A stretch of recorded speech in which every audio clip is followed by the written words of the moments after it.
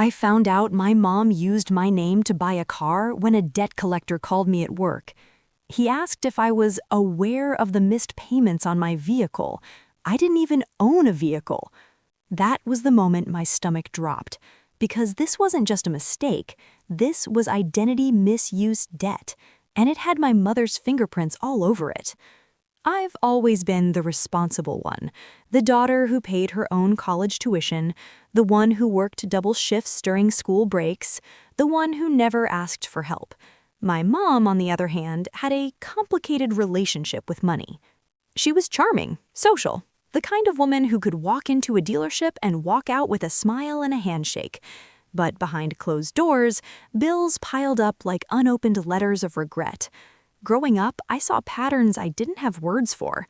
Credit cards opened and closed, utilities in different names, short-term borrowing from relatives that was never really borrowing. It always came wrapped in a story. There was an emergency. It's just temporary. I'll fix it before anyone notices. Back then, I believed her, because she was my mom. And when you're raised inside family drama, you normalize things that would horrify outsiders. Even in my 20s, I tried to stay close to her. I helped her set up online banking, I showed her how to budget, I even co-signed a small phone plan years ago because she said it would build her credit. That was my first lesson in finance betrayal. She missed payments, blamed the system, blamed the bank, blamed timing, never herself. But I told myself it wasn't malicious, just mismanagement, until that phone call. The debt collector's voice was calm, professional. He listed the make and model of the car, a mid-range SUV, the loan amount, the payment schedule, the 3 months of default, all under my full legal name, my social security number, my address from 2 years ago. I felt my throat tighten. "This has to be a mistake," I said. "I never applied for a car loan." There was a pause. Then he said something I'll never forget. "Ma'am, the documents were signed electronically, the verification call was completed, everything appears valid." Valid. As if identity misuse debt could ever feel valid. As if finance betrayal inside a family wasn't the worst kind of family drama. I hung up and stared at my computer screen. My coworkers were laughing about lunch plans. Emails kept coming in. The world hadn't changed, but mine had. Because there are 2 kinds of betrayal, the kind from strangers and the kind from someone who tucked you in at night. And deep down, before I even confronted her, I already knew.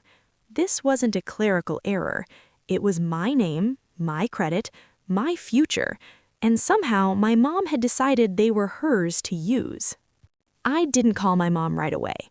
That might sound strange, but when identity misuse debt enters your life, you don't react, you freeze. I spent the rest of that afternoon pulling my credit report, line by line, account by account. There it was, the auto loan, opened 8 months earlier, perfect payment history until 3 months ago, which meant she had been managing it just well enough to avoid suspicion. That's what hurt the most. This wasn't impulsive, it was calculated. Finance betrayal doesn't always explode. Sometimes it's quiet, strategic, patient. And this felt patient. I called her that evening. She answered on the second ring, cheerful. "Hi, sweetheart." Her voice was warm, familiar, safe. For a second, I almost convinced myself the debt collector had made a mistake. "Mom," I said carefully, "did you buy a car recently?" There was the slightest pause, not long enough to accuse, just long enough to notice. "Oh, yeah, why?" My heart started pounding. "Is it in your name?" Another pause. "Well, technically," that word, technically, the word people use when they're about to twist reality. She started talking fast. "It's just temporary. My credit score was low after that hospital bill mess. I needed something reliable for work. You know how unreliable my old car was." I closed my eyes. "You used my name." "It's not like that," she said quickly. "I was going to tell you." But she hadn't. 8 months had passed. 8 months of payments under my identity. 8 months of risk. That's not forgetting. That's choosing not to. She shifted tactics. Gaslighting is subtle inside family drama. You've always had good credit. It's not hurting you. I was making the payments. Until you weren't. Silence. Then defensiveness. I just fell behind a little. Things got tight, but I'll catch up. Don't overreact. Don't overreact. As if identity misuse debt was an emotional inconvenience. As if finance betrayal was just a misunderstanding. I asked her directly, "Did you sign the documents as me?" She exhaled sharply. "They send links. You click. It's not like I forged anything dramatic." My stomach dropped again. That wasn't denial. That was admission. I drove to her apartment the next day, and that's when I saw it. The SUV, parked proudly outside, clean, shiny, new. It wasn't survival-level basic. It wasn't the cheapest option. It was comfortable. Upgraded interior, sunroof. She came outside smiling like she was about to show me something exciting. "Isn't it nice?" I stared at her. "You bought this under my identity." She crossed her arms. "I'm your mother. I would never hurt you." But harm doesn't require intention, just action. And the action was there in black and white. Loan documents, missed payments, my credit score dropping 87 points in 3 months. That night, I couldn't sleep. I kept replaying childhood memories. The utility bill in my aunt's name, the temporary loans, the small lies that always seemed harmless. Patterns don't start big, they escalate. And suddenly, everything made sense. This wasn't the first time she had blurred boundaries. It was just the first time she'd crossed mine this far. Identity misuse debt doesn't just damage credit, it damages trust. And I realized something terrifying. If she could justify this, what else was she capable of? The next morning, I checked my credit score again. It had dropped another 12 points overnight. Late fees had posted. Interest had compounded. Identity misuse debt doesn't wait for family meetings. It grows quietly, ruthlessly. I called the lender directly. I didn't accuse. I didn't explain. I just asked questions. How was the verification completed? The representative sounded bored, routine. There was a confirmation call to the number provided on the application. What number? She read it out. It wasn't mine. It was my mom's old prepaid number, but the application listed it as mine. My chest tightened. So the voice verification wasn't with me? "Ma'am, the caller confirmed your date of birth and social security number." Of course she did. She knew everything about me. Finance betrayal inside a family doesn't require hacking, it requires access, and she had lifetime access. I drove to her place again that evening. This time, I didn't admire the SUV. I walked straight past it. She opened the door before I knocked, like she'd been expecting me. "You're spiraling," she said immediately. "I told you I'll fix it." I kept my voice steady. "You impersonated me." She rolled her eyes. "Oh, please, it's not like identity misuse debt like some criminal stranger did it. I'm your mother." That sentence, as if blood relation erased legality, as if family drama excused fraud.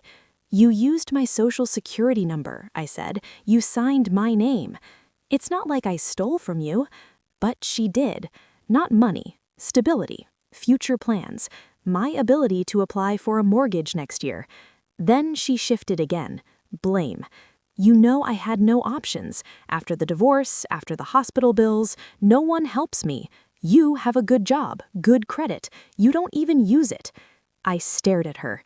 My good credit wasn't a community resource. It was years of discipline, years of saying no to things I wanted, years of building safety, and she treated it like a spare key. She promised to catch up. She showed me her banking app. I just need 2 more months. But I noticed something else. New furniture, a vacation photo on her fridge, a receipt for a weekend spa trip on the kitchen counter. This wasn't survival spending. This was lifestyle maintenance. And that's when something shifted inside me. This wasn't panic borrowing. It was entitlement. The lender called again 3 days later. Repossession warning. If payments weren't made within 30 days, they would recover the vehicle, and because the loan was in my name, I would be responsible for any deficiency balance. That's when the fear became real. Identity misuse debt could follow me for years. Collections, lawsuits, wage garnishment, all because of finance betrayal disguised as maternal desperation. I stopped sleeping properly. I stopped eating normally. Every time my phone buzzed, my heart raced. Family drama doesn't stay contained. It leaks into work, into friendships, into your sense of safety. I kept replaying her words. I would never hurt you, but she already had. And the worst part? She still didn't think she'd done anything truly wrong, which meant she might do it again. That realization didn't make me angry. It made me calm, cold, because if she believed she was justified, then I couldn't rely on promises. I would need something stronger than trust. I would need proof and a plan. The breaking point didn't come with shouting. It came with paperwork. A thick envelope arrived 2 weeks later. Final notice before repossession. 30 days past due, late penalties added, warning of legal escalation. I sat at my kitchen table staring at it. The numbers looked unreal, but they were attached to my name. Identity misuse debt had officially moved from family problem to legal problem. And suddenly, this wasn't just family drama. This was my future on the line. I called my mom again. No anger, no tears, just clarity. They're moving toward repossession. She sighed like I'd inconvenienced her. I told you I'm working on it. How? Silence. Then deflection. I might borrow from Carol. You already borrowed from Carol last year. That was different. Everything was always different. Nothing was ever her responsibility. Finance betrayal doesn't always look cruel. Sometimes it looks helpless. But helpless people don't choose upgraded trim packages and leather seats. They choose survival. And that SUV outside her apartment was not survival. I drove over without telling her. The car was still there, but this time it had a scratch along the side, a parking lot scrape. Careless. I stood there staring at it, and something inside me cracked. She hadn't just used my name, she'd been careless with it. With my credit, with my trust, with my stability. When she opened the door, I didn't step inside. I handed her the repossession notice. They're going to take it. Her face finally shifted. Not guilt, fear. For real? Yes, for real. She started pacing. This is insane. They can't do that. They can. It's my loan. That word hit differently now. Mine. Not ours. Not family. Mine. And then I asked the question I'd been avoiding. Why didn't you ask me? She stopped pacing. Her eyes hardened just slightly. Because you would have said no. Honest. Brutal.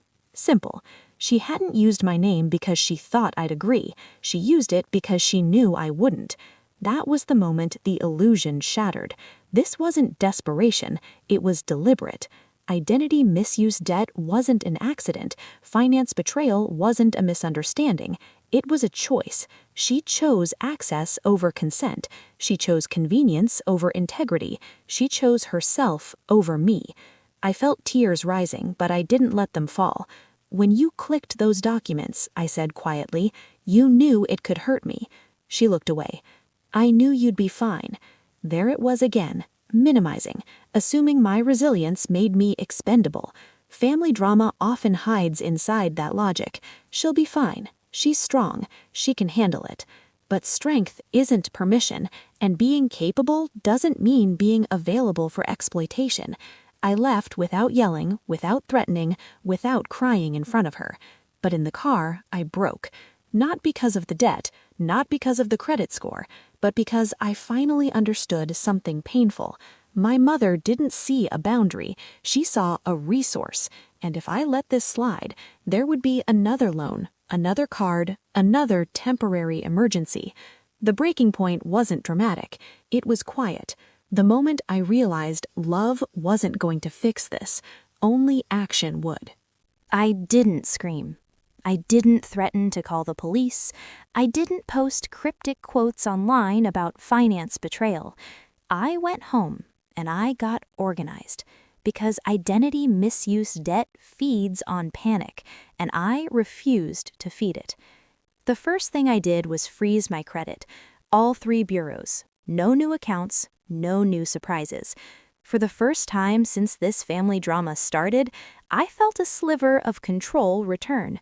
Then I gathered everything: screenshots of the loan details, call logs from the lender, copies of the missed payment notices, proof that the verification number wasn't mine. I wasn't building a case out of anger, I was building one out of necessity, because the truth is brutal. If I didn't treat this like fraud, legally the debt would stay mine. Blood doesn't override contract law. I called the lender again. This time, my tone was different. I need to report identity misuse debt on this account. The representative paused. Are you saying you did not authorize the loan? Yes. There it was. The line you don't cross lightly. Reporting it meant investigation. It meant paperwork. It meant acknowledging that finance betrayal had crossed into legal territory. It also meant my mother could face consequences. For 2 seconds, guilt tried to creep in. She's your mom. But then another voice answered, and she knew that when she clicked submit. They explained the process: formal fraud affidavit, police report number required, account placed under review. If approved, the loan could be removed from my credit file. If denied, I'd still be responsible. I hung up shaking. Not from fear, from clarity. This wasn't revenge in the explosive sense. This was protection. Silent, methodical, necessary. Before filing the police report, I went to see her one last time. Not to warn her, to give her a choice. I've reported the account as unauthorized, I said calmly. There will be an investigation. Her face drained of color. You wouldn't. I already did. Panic replaced defensiveness. This will ruin me. I held her gaze. It already ruined something. For the first time, she looked small, not manipulative, not charming, just cornered by her own decisions. She tried one last tactic: emotional leverage. I carried you for 9 months, and I carried your secret for 8. Silence. Heavy. Real. Family drama thrives in shadows, but identity misuse debt collapses under documentation. I told her the truth. If you contact the lender and admit what you did, it will be easier. If you don't, the investigation will uncover it anyway. I didn't raise my voice. I didn't insult her. That would have been emotional revenge. This was structural. Over the next week, I filed the police report, one of the hardest things I've ever done, saying the words out loud. Yes, the person who opened the account was my mother. The officer didn't react. To him, it was just another case. To me, it was the death of illusion. Then something unexpected happened. The lender called. They had initiated contact with her directly. Apparently, she'd tried to make a partial payment the day after I confronted her. Too late. When fraud investigations begin, they dig. IP addresses, phone records, verification logs. Finance betrayal inside a family might feel private, but digital trails are not. I didn't celebrate. I didn't feel triumphant. I felt steady. Because silent revenge isn't about destruction, it's about restoring balance. And for the first time since that phone call at work, I wasn't reacting anymore. I was leading. Karma didn't arrive in a dramatic courtroom scene. It came on a Tuesday morning, a tow truck. My mom called me while I was at work. They were taking the SUV. Her voice was shaking. "They're outside. You have to fix this." I stared at my phone. There was no rage in me anymore, just distance. I can't fix identity misuse debt.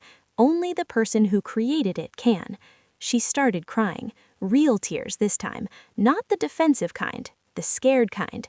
Family drama had finally collided with reality, and reality doesn't negotiate. Because the account was under fraud review, the lender had accelerated repossession. They weren't interested in partial payments. They were interested in liability. And once the investigation confirmed the electronic signatures originated from her device, the story unraveled quickly. Finance betrayal leaves footprints. IP logs traced to her apartment, the verification number registered to her name, even timestamps matching her work schedule. It wasn't sophisticated, it was careless. 2 weeks later, I received a formal letter. The account had been deemed fraudulent. The loan would be removed from my credit history. Any negative marks would be corrected. Relief doesn't explode, it settles slowly, like oxygen returning after being underwater too long. Identity misuse debt had been severed from my name, but it hadn't disappeared. It had found its rightful owner. She wasn't arrested, this wasn't a crime show, but the lender pursued civil recovery directly against her. Without my credit backing it, her options shrank fast. No refinancing, no favorable terms, no friendly extensions. The SUV sold at auction less than the remaining balance, and she was responsible for the difference. Karma isn't loud, it's mathematical. She texted me one evening, "I never thought you'd go this far." That sentence stayed with me, not because it hurt, but because it revealed everything. She never thought I'd protect myself. She thought guilt would override logic, that family drama would silence me, that I would carry identity misuse debt quietly to preserve peace. She miscalculated. There were consequences beyond money. Her sister found out, then my grandmother, then the small circle of relatives who had always believed her temporary emergencies. Finance betrayal doesn't survive exposure. It shrinks under light. Some defended her. She was desperate. She's your mom. But then another voice answered, and she knew that when she clicked submit. They explained the process. Formal fraud affidavit. Police report number required. Account placed under review. If approved, the loan could be removed from my credit file. If denied, I'd still be responsible. I hung up shaking, not from fear, from clarity. This wasn't revenge in the explosive sense. This was protection. Silent, methodical, necessary. Before filing the police report, I went to see her one last time. Not to warn her, to give her a choice. "I've reported the account as unauthorized," I said calmly. "There will be an investigation." Her face drained of color. "You wouldn't." I already did. Panic replaced defensiveness. "This will ruin me." I held her gaze. It already ruined something.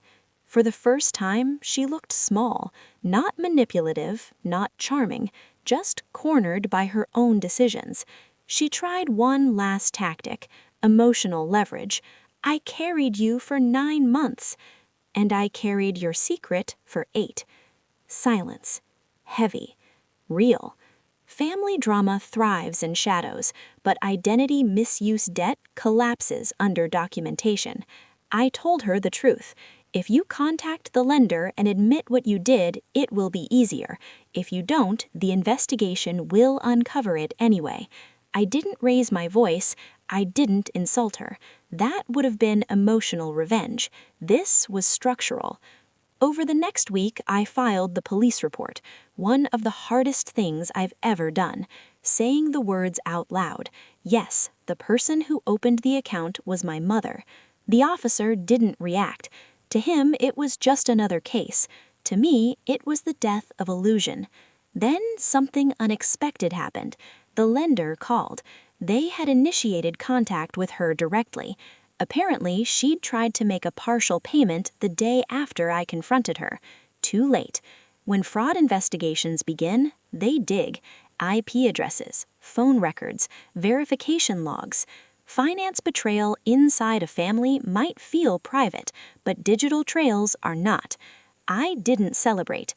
I didn't feel triumphant. I felt steady, because silent revenge isn't about destruction. It's about restoring balance. And for the first time since that phone call at work, I wasn't reacting anymore. I was leading.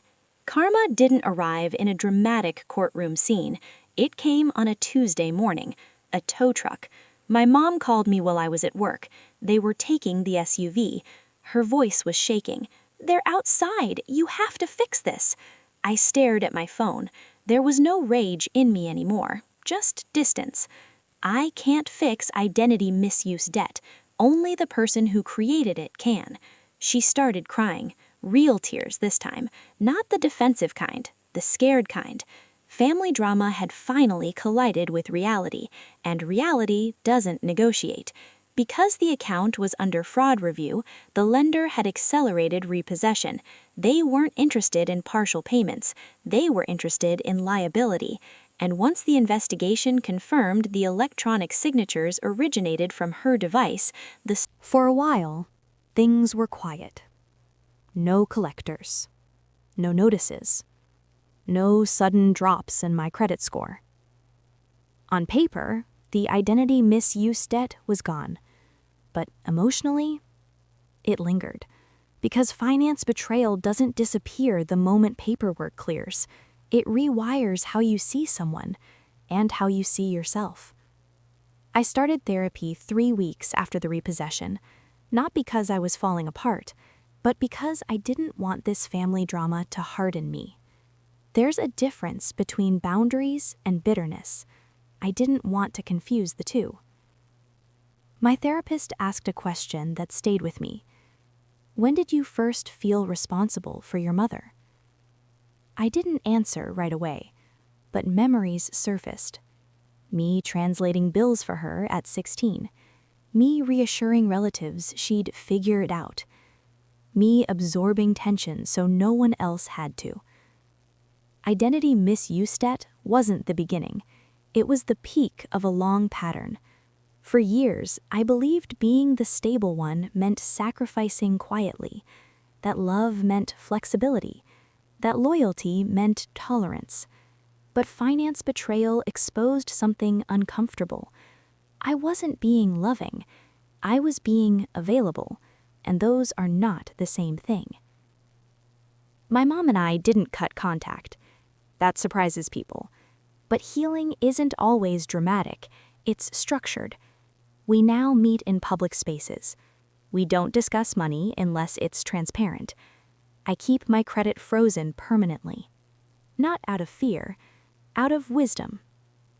Identity misuse debt taught me that trust without verification is vulnerability, and vulnerability without boundaries becomes self-betrayal.